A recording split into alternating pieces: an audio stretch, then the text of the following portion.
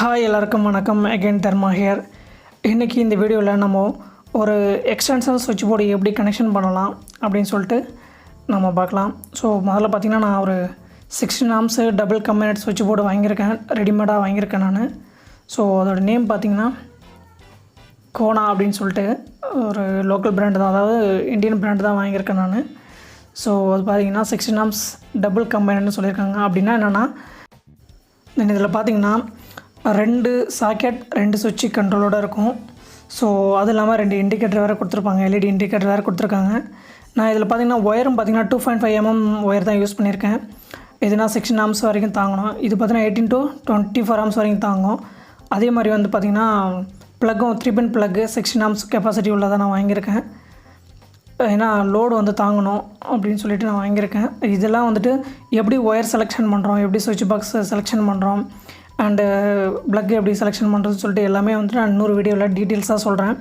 So அது சொன்னால் உங்களுக்கு இன்னும் ஈஸியாக இருக்கும் அதை பர்ச்சேஸ் பண்ணுறதுக்கெலாம். ஸோ நம்ம இதுக்குள்ளே என்ன இருக்குன்னு சொல்லிட்டு ஓப்பன் பண்ணி செக் பண்ணிடலாம் ஃபஸ்ட்டு. ஸோ ஓகே, நான் போல்ட்டெல்லாம் ஓப்பன் பண்ணிட்டேன். ஓகே, அது பாருங்கள், நேம் மெகின் காட்டுறேன் உங்களுக்காக. ஓகே, ஓப்பன் பண்ணியாச்சு. பாருங்கள், இன்டர்னல் வியூ இப்படி தான் இருக்கும். இதில் பார்த்தீங்கன்னா இண்டிகேஷன் பர்பஸுக்கு எல்இடி தான் கொடுத்துருக்காங்க. நம்ம வீட்டிலலாம் பார்த்தோன்னா சுவிட்ச் டைப்பில் நியான் பல்பு போட்டு இண்டிகேட்டர் கொடுத்துருப்பாங்க. இது வந்து எல்இடி யூஸ் பண்ணியிருக்காங்க. ஸோ யூஸ் பண்ணியிருக்கிறதால என்ன பண்ணோன்னா நம்ம வோல்டேஜ் வந்துட்டு கம்மியாக தான் போகணும் அந்த எல்இடிக்கு. ஸோ அதுக்கு வந்து கரண்ட்டை லிமிட் பண்ணுறதுக்கும் வோல்டேஜ் ரெகுலேஷன் பண்ணுறதுக்கும் ஒரு ஜெனரேட்டரு அண்ட் கரண்ட் லிமிட் பண்ணுறதுக்கு ஒரு ரெசிஸ்டர் யூஸ் பண்ணியிருக்காங்க. ஸோ அந்த ரெசிஸ்டரோட கெப்பாசிட்டி எவ்வளோன்னு சொல்லிட்டு பார்க்கலாம், எவ்வளோ ஓம் இருக்குன்னு சொல்லிட்டு பார்க்கலாம்.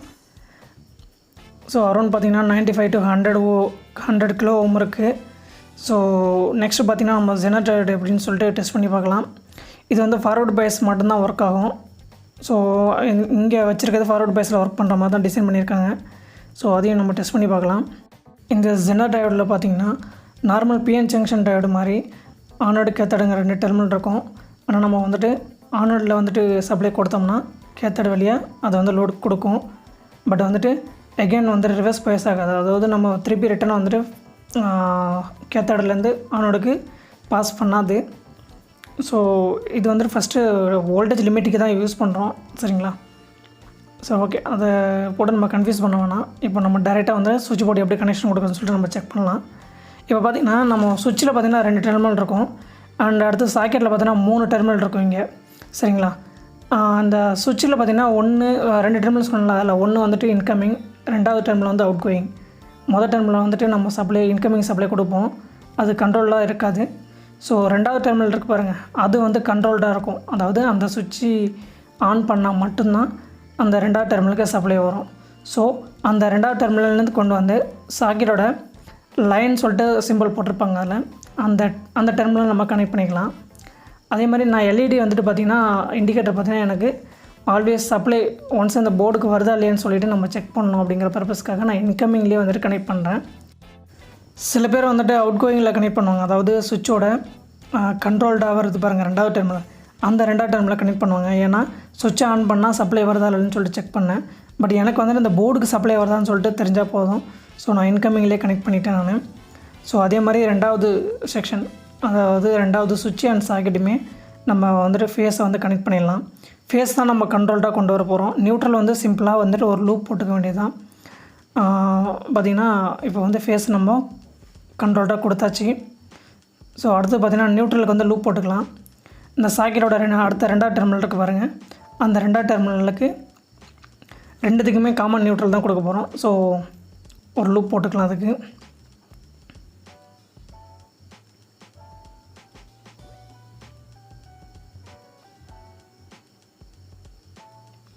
ஸோ இந்த சர்க்யூட்டில் பார்த்திங்கன்னா எர்த் இருக்குது, எர்த்து பின் இருக்குது. ஸோ அதே மாதிரி நம்ம 3-pin டாப் எதுக்கு யூஸ் பண்ணுறோம், 3-pin ப்ளக் எதுக்கு யூஸ் பண்ணுறோம் அப்படின்னு சொல்லிட்டு டீட்டெயில்டாக வந்துட்டு இன்னொரு வீடியோவில் பார்க்கலாம். ஏன்னா ஆல்ரெடி வந்து 8 நிமிஷம் அந்த வீடியோ வந்துச்சு. ஸோ அதையும் நான் இன்க்ளூட் பண்ணால் கன்ஃபார்மாக 15 மினிட்ஸ் போல் ஆகிடும். ஸோ அதனால் நான் ரெடியூஸ் பண்ணுறதுக்காக அதெல்லாம் ஸ்கிப் பண்ணிட்டேன் இதில். ஓகே, பார்த்தீங்கன்னா இதில் எல்இடி சொன்ன மாதிரி எல்இடியை வந்துட்டு நான் ஒரு டெர்மினல் வந்துட்டு இன்கமிங்கில் கனெக்ட் பண்ணிட்டேன், இன்னொரு டெர்மினல் நியூட்ரலில் கனெக்ட் பண்ணுறேன் பாருங்கள். அந்த லூப் போட்ட நியூட்ரலில் கனெக்ட் பண்ணியிருக்கேன் நான். ஸோ அதே மாதிரி 2 பக்கமும் கனெக்ட் பண்ணியாச்சு. 2 எல்இடியுமே. ஸோ அடுத்தது பார்த்திங்கன்னா 2 சுவிட்சுக்குமே இன்கமிங் சப்ளை வந்து டேரெக்டாக லூப் தான் போடுவோம் நம்ம. ஸோ செப்பரேட் இன்கமிங்லாம் கிடையாது 2 சுவிட்சுக்குமே. அதாவது சுவிட்சோட ஃபஸ்ட்டு டெர்மினல். ஸோ இன்கமிங் வந்துட்டு ஃபஸ்ட்டு சுவிட்சிலேருந்து 2வது சுவிட்சுக்கு டேரெக்டாக நான் லூப் போட்டேன் நான். ஆனால் 2 சுவிட்சோட அவுட் கோயிங்கும் செப்பரேட்டான சாக்கெட்டுக்கு தான் நம்ம கனெக்ட் பண்ணியிருக்கோம். ஸோ இதில் பாருங்கள் தெரியும், நான் வந்துட்டு இன்கமிங் சுவிட்சுக்கு உள்ள இன்கமிங் வந்து லூப் போட்டிருக்கேன். அதே மாதிரி நியூட்ரல் லூப் போட்டிருக்கேன். ஸோ இந்த கனெக்ஷன் அனிமேஷனை பார்த்தீங்கன்னா உங்களுக்கு ஈஸியாக புரியும்னு நினைக்கிறேன். அனிமேஷனில் நான் ரெட்டு, க்ரீனு, பிளாக் யூஸ் பண்ணியிருக்கேன். பட் நான் வந்து ப்ராக்டிக்கலாக வந்துட்டு எல்லாத்துக்குமே ரெட்டு தான் யூஸ் பண்ணியிருக்கேன்.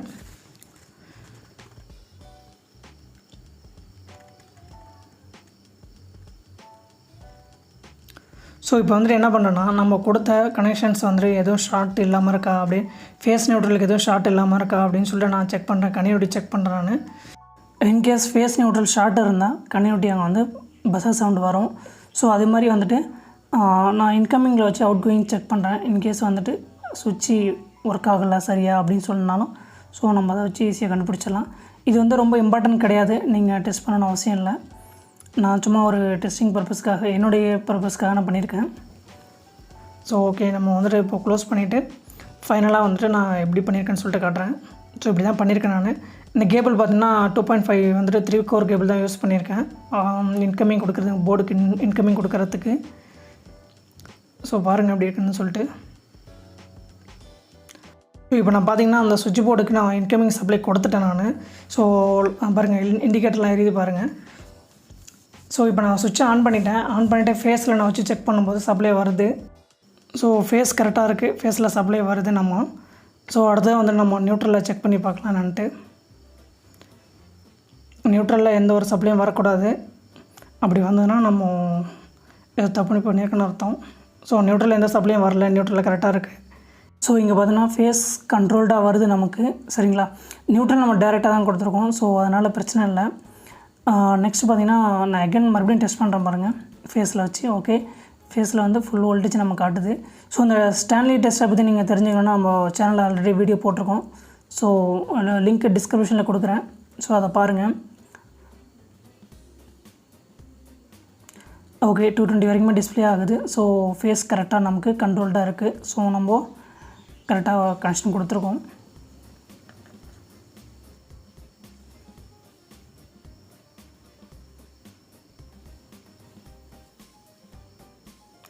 ஸோ நம்ம இப்போ ஆஃப் பண்ணி செக் பண்ணலாம். ஆஃப் பண்ணிட்டாங்க பாருங்கள், ஃபேஸ் வந்து இப்போ கண்ட்ரோல்டாக தான் இருக்குது. ஸோ நம்மளோட மெயின் இன்டென்ஷன் வந்து பார்த்திங்கன்னா சுவிட்ச் போர்டில் ஃபேஸ் கண்ட்ரோல்டாக இருக்கணும் நமக்கு, சரிங்களா.